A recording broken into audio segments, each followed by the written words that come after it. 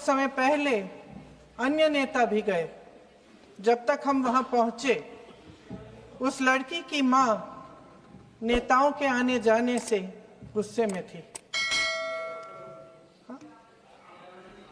सुन लीजिए, सुनिए, किसी की पीड़ा का मजाक नहीं उड़ाते। कोई भी हो, किसी की पीड़ा का मजाक नहीं उड़ाते। आप संसद में बैठे हैं, निशिकांत जी आप बना रहे हो। जब तक हम वहां पहुंचे, उस लड़की की मां नेताओं के आने जाने से गुस्से में थी। किस लिए आए हो? उसने आईसीयू के दरवाजे के बाहर खड़े होकर हमें पूछा। हमारे सामने कांपते हुए हाथ जोड़े कहने लगी कि धन्यवाद, आप आए हैं, ठीक है, मगर मुझे किसी से नहीं मिलना, मुझे किसी से बात नहीं करनी। महोदय, उस मां की पीड़ा से उसका पूरा शरीर कांप रहा था, लेकिन उसने दृढ़ आवाज में कहा, सुबह से बड़े बड़े लोग यहां आ रहे हैं, एक के बाद एक वीडियो बना रहे हैं। वह भी आए जिन्होंने मेरी बेटी का ये हाल किया है। किस लिए? उसने हमसे पूछा। किस लिए? मेरी बेटी की बलि तो चढ़ गई है, लेकिन उसे कुछ भी हो जाए तो मैं उसके लिए अपने आप लड़ूंगी। मुझे किसी की मदद नहीं चाहिए, मैं अकेले लड़ लूंगी। महोदय, शायद मुझे यहाँ खड़े होकर सबके सामने ये बात नहीं कहनी चाहिए, मगर उस माँ की गुहार ने मुझे शर्मिंदा किया। उसके दिल के टूटने की वो आवाज जो अस्पताल की दीवारों से में गूंज रही थी, मेरे मन में अभी भी गूंज रही है। इसलिए उस माँ की इजाजत लिए बिना मैं आपके द्वारा आदरणीय प्रधानमंत्री महोदय जी और आदरणीय गृह मंत्री महोदय जी से पूछना चाहती हूँ कि क्या जरूरत थी एक मासूम बच्ची पर इस तरह दमन करने की? क्या जरूरत थी उन छात्रों पर आंसू गैस चलवाने की, उन पर लाठियां बरसाने की, उन पर वाटर कैनन्स चलवाने की? क्या जरूरत थी उन नौजवान लड़कियों को जलील करते हुए उनके कपड़े फाड़ने की, उनको बेरहमी से गंदी तरह पिटवाने की? देश के युवाओं पर पैलेट गन्स और AK-47 चलवाने की क्या आवश्यकता थी? क्या वे आतंकवादी थे? क्या आतंकवादी हैं? टेररिस्ट हैं? हाँ, कांग्रेस बोल रही है। हाँ, कांग्रेस बोल रही है। जवाब दीजिए, जवाब दीजिए। कांग्रेस बोल रही है, जवाब मांग रही है, जवाब दीजिए।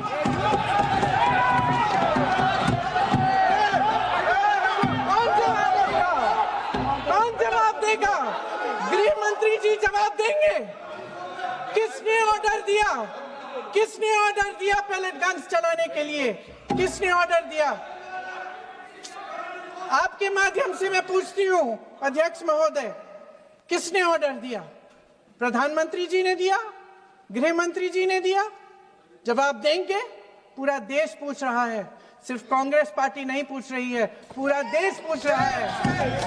अध्यक्ष महोदय, देश के माता पिता पूछ रहे हैं, छात्र पूछ रहे हैं, अध्यापक पूछ रहे हैं, पूरा देश आज ये पूछ रहा है। और आपकी जिम्मेदारी बनती है कि आप इस सवाल का जवाब दें। क्यों डरते हैं आप इस देश के नौजवानों से? क्यों डरते हैं आप इस देश की बुलंद आवाज से? और उस आवाज को दबाने का हक आपको किसने दिया है? महोदय, ये सदन यहाँ बैठे हुए सांसदों की जागीर नहीं है, ये इस देश की अमानत है। यहाँ बैठे हम सब इस देश की जनता, इस देश के युवाओं, बुजुर्गों, गरीबों, अमीरों और सब धर्मों, सब वर्गों के देशवासियों के सेवक हैं। हम उनके प्रतिनिधि हैं और ये सत्ता हमें उन्होंने ही दी है। इस देश का संविधान हमारी सर आंखों पे, इस देश का लोकतंत्र सर्वोपरि है, इसे ध्वस्त करना पाप है। यह करोड़ों जनता हमसे सिर्फ एक चीज मांगती है, जवाबदेही। इंग्लिश में इसे अकाउंटेबिलिटी कहते हैं। हमें सत्ता देकर, हमें यहां तक लाकर सिर्फ उसकी ये गुहार है कि जो हम करें उसकी भलाई के लिए करें, और अगर उनके साथ अन्याय हो तो हम उनके प्रति जवाबदेह बने और उन्हें न्याय दिलवाएं। पिछले दिनों हजारों बच्चे सड़क पर उतरे, उन्होंने अपनी पीड़ा व्यक्त की। गांधी जी के दिखाए हुए रास्ते पर अहिंसा और सत्य को अपने दिलों में रखते हुए गाते मुस्कुराते हुए शांतिपूर्वक प्रदर्शन किया। लोकतंत्र के सबसे पवित्र सिद्धांत के तहत उन्होंने अपनी आवाज उठाने का अधिकार कायम किया। ये उस भारत के बच्चे हैं जो गांव में रहते हैं, जो महानगरों में रहते हैं, जो छोटे कस्बों में, छोटे शहरों में रहते हैं, जहां माँ अपने गहने बेच देती है, पिता अपनी जमीन गिरवी रख देता है, एक परिवार अपनी पूरी जिंदगी की कमाई बच्चे के सपने पर खर्च देता है। और अब उन्हीं बच्चों को लगने लगा है कि आज इस देश में मेहनत से ज्यादा बेईमानी मायने रखती है, मेरिट से ज्यादा पैसा मायने रखता है। तब सिर्फ एक छात्र नहीं हारता, उम्मीद हारती है।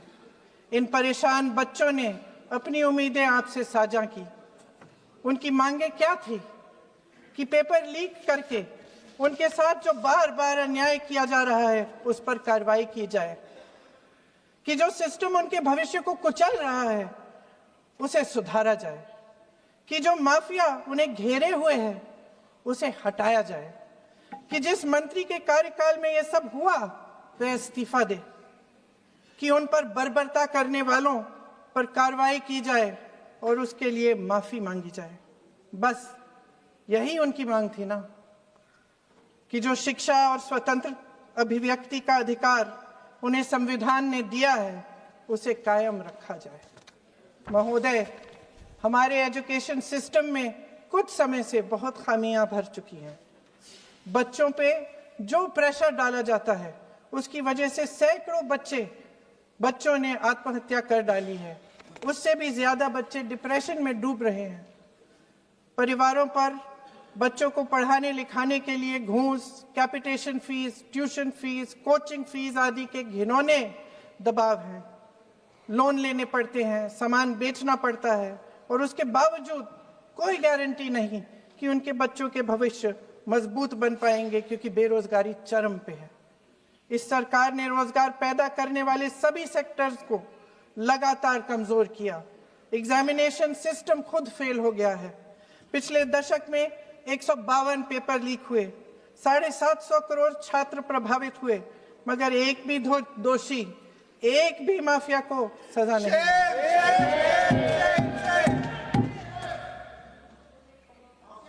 हमारे एजुकेशन में आरएसएस के प्रचारकों को भर भर कर उसे खोखला बना दिया है। जबरदस्ती एनटीए बनवाकर सिस्टम का केंद्रीकरण करके उसे और भी उलझा दिया। देश के कुल बजट में, हाँ जी जबरदस्ती, आपने अभी अभी सुना तमिलनाडु के हमारे साथी क्या कह रहे थे। देश के कुल बजट में एजुकेशन बजट की हिस्सेदारी हर साल बढ़ाने की बजाय घटती जा रही है। 1.4 लाख करोड़ रुपया का पूरा बजट एजुकेशन बजट है, और 1.32 लाख करोड़ सिर्फ नीट देने वाले 22 लाख बच्चों के परिवारों से हर साल खींचा जाता है। एक और शर्मनाक आंकड़ा भी है। 1.4 लाख करोड़ रुपया हमारा पूरा एजुकेशन बजट, और 16 लाख करोड़ रुपए जो मौजूदा सरकार ने बड़े उद्योगपतियों के लोन माफ किए हैं। सोचिए कि इस सरकार की प्राथमिकताएं क्या है। सच ये है अध्यक्ष महोदय कि जिस तरह अस्पताल में उस छात्रा की मां का विश्वास पूरे सिस्टम से हट गया है, उसी तरह देश के युवाओं का भरोसा इस पूरे सिस्टम से टूट चुका है। और जब इस तरह देश के भविष्य, हमारे युवा निराश होकर सरकार और सिस्टम से अपना भरोसा हटा देते हैं, तो उस भरोसे को फिर से बनाने के लिए सिस्टम के अंदर से जवाब नहीं ढूंढा जा सकता। उसके दायरे से बाहर निकलना पड़ता है, नए सिरे से ठोस प्रयास करने पड़ते हैं। अफसोस की बात यह है अध्यक्ष महोदय कि इतना हो जाने के बाद भी आदरणीय प्रधानमंत्री महोदय जी और उनके साथी इस सच्चाई को समझ नहीं पा रहे हैं। वे अभी भी ये सोच रहे हैं कि पीआर, नैरेटिव चेंज और पालतू मीडिया के सहारे एक बार फिर उनकी नैया पार हो जाएगी। परसों शिक्षा मंत्री जी ने शर्मनाक परिस्थितियों में अपना इस्तीफा दिया और कल यहीं मकर द्वार पर मेरे सत्ता पक्ष के सांसदों ने जिंदाबाद के नारे चिल्लाते हुए उनका संसद में ऐसे स्वागत किया जैसे मानो कोई सुपरस्टार पहुंच गए हैं। विडंबना देखिए महोदय, जब भूतपूर्व शिक्षा मंत्री को मुकुट पहनाया जा रहा था, स्वागत हो रहा था उनका, तब महाराष्ट्र में एक परिवार पेपर लीक पीड़ित अपनी बेटी की आत्महत्या का शोक मना रहा था। आपकी सरकार ने देश के करोड़ों छात्रों को क्या संदेश दिया? आपको किस बात का गौरव है, किस बात का अभिमान है, ये कौन सा अहंकार है? जहां आंखों में शर्म होनी चाहिए वहां बेशर्मी और स्वागत के नगाड़े बजाए रह रहे हैं। एक तरफ मातम है, दुख है, यहां फूल माला डाल रहे हैं। कोई आप पर कैसे यकीन करे? प्रधानमंत्री महोदय जी ने नया शिक्षा मंत्री चुना, एक ऐसे व्यक्ति को इस पद पर आसीन किया जिसने एक गर्भवती महिला के बलात्कारियों की रिहाई पर अपनी सहमति व्यक्त की, खुशी जताई। देश की करोड़ों लड़कियों को प्रधानमंत्री जी ने इससे क्या संदेश दिया? सर, अखबारों में है। अखबार में नहीं, मेरा कुछ भी बोल के चले जाते हैं क्या? अरे ये तो कैसा क्या है इनके पास? ऐसा ही कोई आरोप लगा दीजिएगा। कोई नियम कानून नहीं है।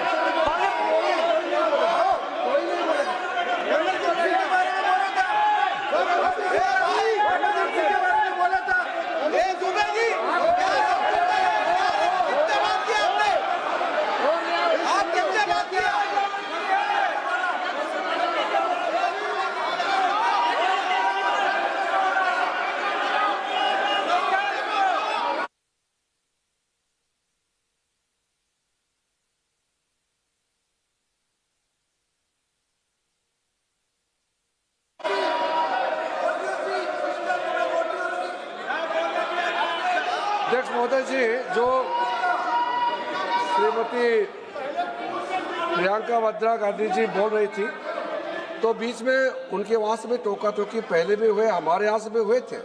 अभी हम लोग तो शांति से सुन रहे हैं, लेकिन जो अभी अभी हमारे वर्तमान नए शिक्षा मंत्री को जो उन्होंने टिप्पणी की, कैरेक्टर असैसिनेशन है एक तरीके से संसद में, और इस तरीके के भाषा हम उम्मीद नहीं करते हैं।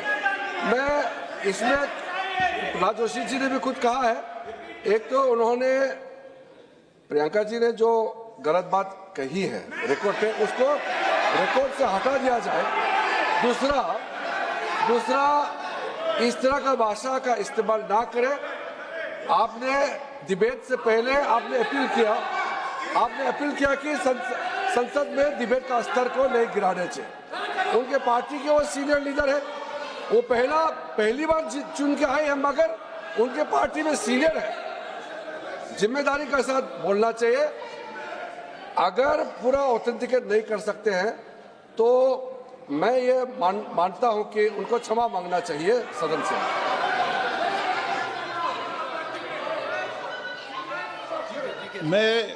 मेरा मत ये है, सदन के अंदर ये सदन सर्वोच्च लोकतांत्रिक संस्था का सदन है, इसका एक एक शब्द हमेशा रिकॉर्ड में रहता है।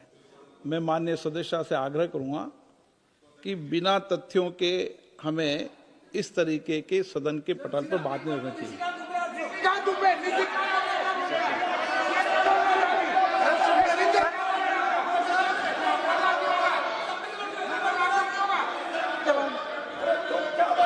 ये तो डिलीट कर दिया, लेकिन आगे भी वो भी डिलीट करा सर, ये तो किसी का बोलता वो भी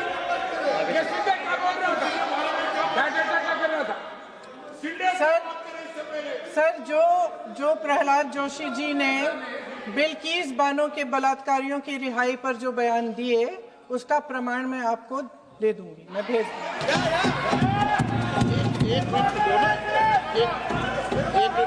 मैं ऑथेंटिकेट करूंगी। स्पीकर का डायरेक्शन 115, उनको पहले ऑथेंटिकेट करने के लिए सर, ऑथेंटिकेट करेंगे उसके बाद वो आगे बढ़ेंगे, ऐसा नहीं होगा। पहले ऑथेंटिकेट करने दो सर, उनको ऑथेंटिकेट करने के लिए कहिए, ऑथेंटिकेट करने कहिए उनको।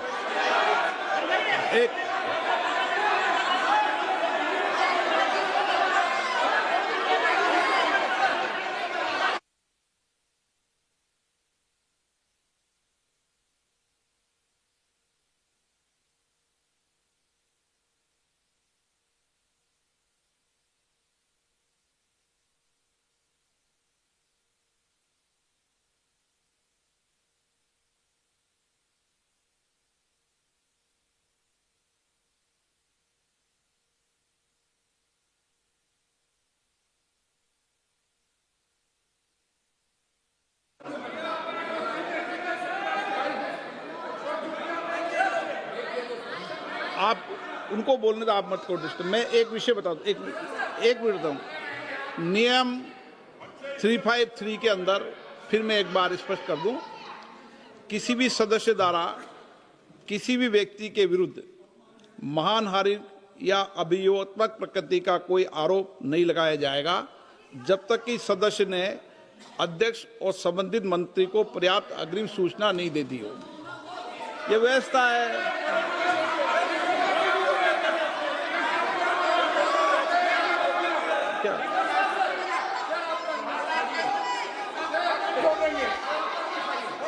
Houseman, the same house, Honorable Shrikant Dubey told, still that is in the record about Indira Gandhi ji. Still that is in the record. Still that is in the record. Sir, you are not removed, sir. बोलो, आप भी बोल लो। Sir, केसी वेणुगोपाल जी ने जो नाम लिया है और मैं नेहरू जी के बारे में जो बात कहा है मैंने सर, मैं उस पर कायम हूं और मैं किताब जो है ऑथेंटिकेट करने के लिए तैयार हूं। अय्याज थे नेहरू, अय्याज थे। मैं फिर दोबारा रिपीट कर रहा हूं, आई एम अगेन रिपीटिंग, यही फैक्ट है और वो किताब में ऑथेंटिकेट करके दे रहा हूं। I am authenticating that book.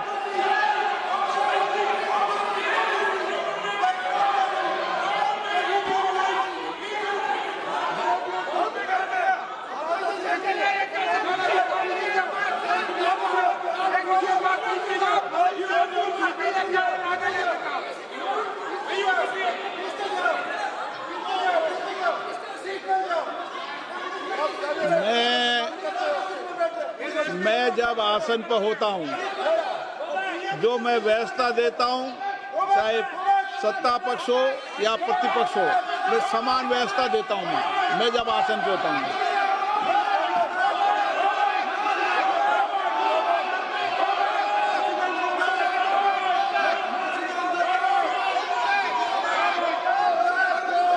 Please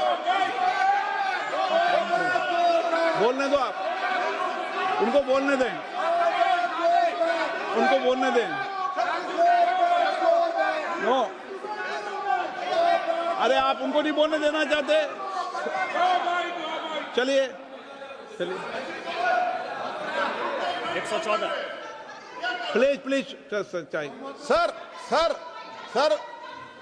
Priyanka ji को ऑथेंटिकेट करना चाहिए और जो मिस इन्फॉर्मेशन कर रहे हैं, नहीं तो मिस इन्फॉर्मेशन के लिए कार्रवाई करना चाहिए सर। ये क्या कुछ भी बोल के चल सकते हैं क्या? और procedure for the minister the correcting the mistake 114 में अगर वो आपने जो रूल का जिक्र किया 353 में, मुझे कोई नोटिस नहीं दिया है, मैं इधर प्रेजेंट हूँ और मैंने ऐसे कैसे बिना ऑथेंटिकेशन बोल सकते हैं मुझे बिना नोटिस दिए हुए। इसलिए मैं इसको खंडन करता हूं और उसको एक्सपेल करना चाहिए और उनको माफी मांगना चाहिए।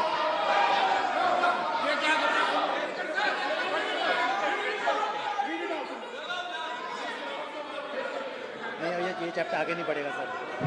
बिल पे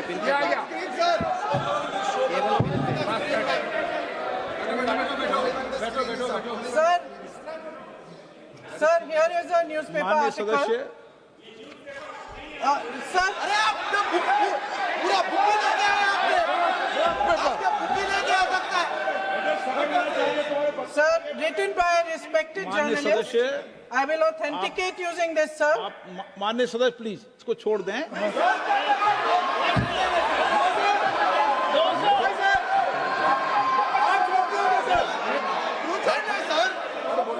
नहीं बात सर सर, अगर जोशी जी अपने बयान का इस खंडन कर विधेयक रहे पर ही हैं क्या? चर्चा होगी। आप इस बयान का खंडन कर रहे हैं क्या नहीं, जोशी जी माननीय से पूछेगा? सदस्य, मैं आपसे फिर आग्रह कर रहा हूं, इस सदन में इस विधेयक पर ही चर्चा होगी। फिर भी नो, ये विधेयक का विषय नहीं है। आप नो, आप बोलो तो विधेयक पर बोलो, ये मेरी अपेक्षा आपसे। प्लीज सर, कभी- छोड़िए, ये रख दो। इस विषय को छोड़िए।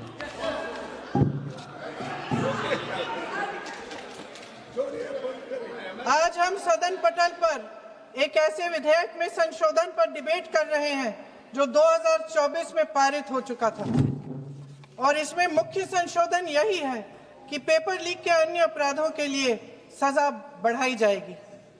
मगर जब से ये विधेयक पारित हुआ तब से अब तक इस सरकार ने एक भी अपराधी को सजा नहीं दी। आपने देखा है कि कल और परसों से फेस रिकॉग्निशन द्वारा प्रदर्शन करने वाले बच्चों के नाम और पते सार्वजनिक किए जा रहे हैं, मगर यही काम पेपर लीक करने वाले अपराधियों के लिए अभी तक नहीं किया गया। ना इस विधेयक में पेपर लीक रोकने के कोई ठोस कदम है। इससे देश के युवाओं का भरोसा कैसे बनेगा? अध्यक्ष महोदय, आदरणीय प्रधानमंत्री महोदय जी को आपके माध्यम से मैं कहना चाहती हूं कि शायद उन्हें अपने सलाहकार बदलने चाहिए। वे असलियत से एकदम टूट चुके हैं। नई कमेटियां बनाने से काम नहीं चलेगा। उनका अध्यक्ष चाहे कोई भी हो। राधा कृष्ण कमेटी भी व्यवस्था में सुधार लाने के लिए बनी थी। आज तक उसकी एक सिफारिश लागू नहीं हुई है, और इस नई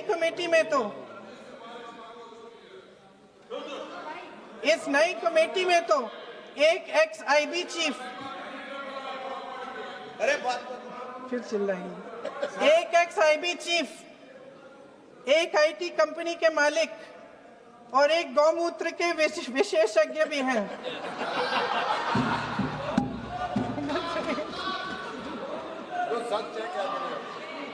इन्हें शिक्षा के बारे में क्या पता जी? सर, सच है। आप आज मेरे से नाराज हो रहे हैं। मन मुस्कुरा लीजिए। उनको आपने भी चुनाव लड़ा।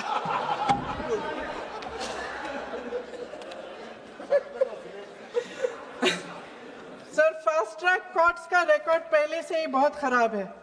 वैसे भी कल की सुनवाई में सीबीआई का वकील पेश ही नहीं हुआ। संसद में विपक्ष को दोषी ठहराने से, खोखले राजनीतिक खेल खेलने से काम नहीं चलेगा। आप जेन जी का भरोसा वापस जीतना चाहते हैं तो नए एंगल से अपने फोन से नए वीडियो बनाने से नहीं होगा।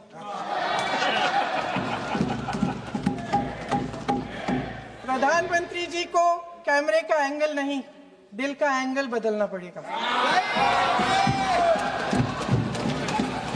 ये जेनरेशन जागरूक है, समझता है। झूठ पहचानने की उसकी अपार क्षमता है। इनका दिल और दिमाग जीतने के लिए आपको सच्चाई पर उतरना पड़ेगा। आपके शासन के चलते इस नौजवान पीढ़ी के साथ घोर अन्याय हुआ है, बर्बरता हुई है। इस सच्चाई को स्वीकार करिए। अपनी जिम्मेदारी से पीछे हटने से काम नहीं चलेगा। आदरणीय प्रधानमंत्री महोदय जी, आपको जिम्मेदारी लेनी पड़ेगी, ठोस कदम उठाने पड़ेंगे।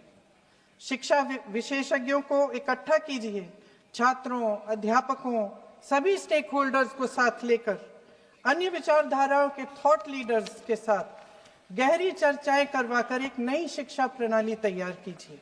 मौजूदा नेशनल एजुकेशन पॉलिसी में 8 महीने तो एग्जाम चलते हैं, अध्यापकों को पढ़ाने का समय नहीं मिलता। सिर्फ आरएसएस के लोगों से भरने की बजाय सिस्टम को शिक्षित, एजुकेटेड, उन्नत और उदार दृष्टिकोण के लोगों से भी भरिए, जिनकी योग्यता सिर्फ उनकी विचारधारा न हो।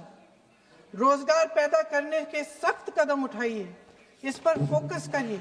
मेडिकल कॉलेजेस की संख्या बढ़ाइए, चिकित्सा शिक्षा का विस्तार कीजिए, ताकि ये बच्चे जो मेहनत कर कर के भी अपने भविष्य नहीं बना पा रहे हैं, एक उज्जवल भविष्य का सपना देख पाए। अध्यक्ष महोदय, छात्रों को सड़क से हटाया जा सकता है, लेकिन उनके सवालों को नहीं। हर लाठी जो किसी लड़की पर, किसी लड़के पर चली है, वे बच्चों की पीठ से ज्यादा सरकार की साख पर पड़ी है। देश के नौजवान न्याय मांग रहे हैं, भीख नहीं। वे यहां सरकार गिराने नहीं, अपना भरोसा बचाने के लिए आए थे। अध्यक्ष महोदय, आपके माध्यम से मैं सरकार को कहना चाहती हूं, अपनी साख बचाइए, अपनी नीयत ठीक करिए, अपनी अकड़ का इलाज कीजिए, अपने वादों पर अमल कीजिए। आपके शासन में हमने बड़ी बड़ी चोरियां देखी हैं। चुनाव में वोटों की चोरी, राम मंदिर में चंदा की चोरी, आपके उद्योगपति मित्रों द्वारा देश की संपत्ति की चोरी, किसानों की जमीन की चोरी, लेकिन सबसे बड़ी चोरी, हाँ ठीक है, सबसे बड़ी चोरी तब हुई। कहिए, बोलिए।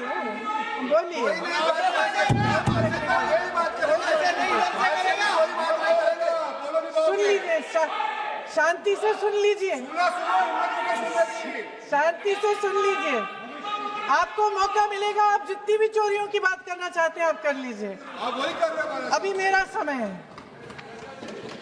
सबसे बड़ी चोरी तब हुई जब देश के नौजवानों के भविष्य, उनके सपने चुराए गए।